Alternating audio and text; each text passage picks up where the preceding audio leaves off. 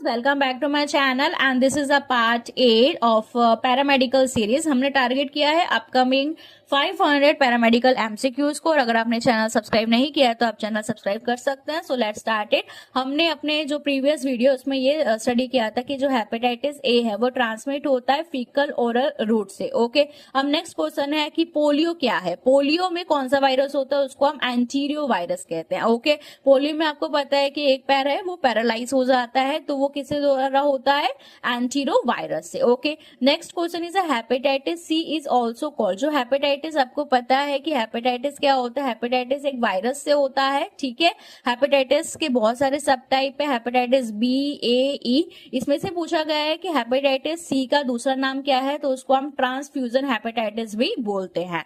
अब next question है hydrophobia. Hydrophobia, phobia मतलब डर लगना, हाइड्रो मतलब पानी, ठीक है, हाइड्रो मतलब वाटर एंड फोबिया मतलब फियर, पानी से फियर, फियर ऑफ वाटर। तो ये किस केस में होता है, रैबिस। ठीक है, जब भी किसी भी डॉग को रैबिस हो जाता है या फिर उस अगर वो रैबिस वाला जो डॉग है वो किसी ह्यूमन को बाइट करता है तो पेशेंट को भी क्या हो जाता है, वाटर से फियर हो जाता है। फियर ऑफ वाटर को हम क्या कहते हैं, हाइड्रोफोबिया बोलते हैं।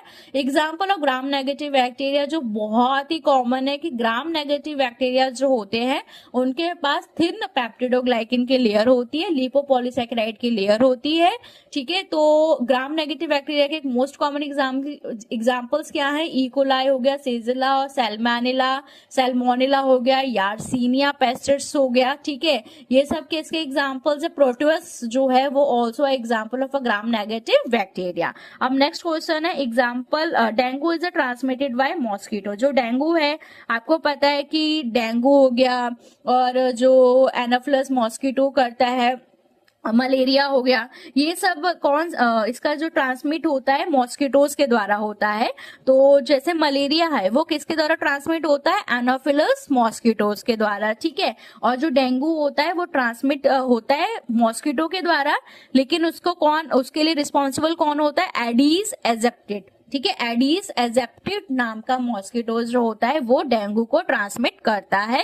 वैसे ही जो फीमेल एनाफिलस मॉस्किटो होता है वो ट्रांसफर करने का काम करता है मलेरिया को। ओके, और प्लाज्मोडियम जो पैरासाइट होता है वो मलेरिया को करता है। Okay, next question is a example of intracellular parasite. Intracellular parasite मतलब कि ऐसे पैरासाइट जो सेल्स के अंदर रहते हैं। तो इसका एग्जांपल्स क्या है, जैसे प्लाज्मोडियम है वो आरबीसी के अंदर रहता है। ठीक है, प्लाज्मोडियम ह्यूमंस के आरबीसी के अंदर रहता है, और लेशमानिया जो होता है, लेशमानिया डोनाबोनी, वो भी पेशेंट के जो सेल्स होते हैं उनके अंदर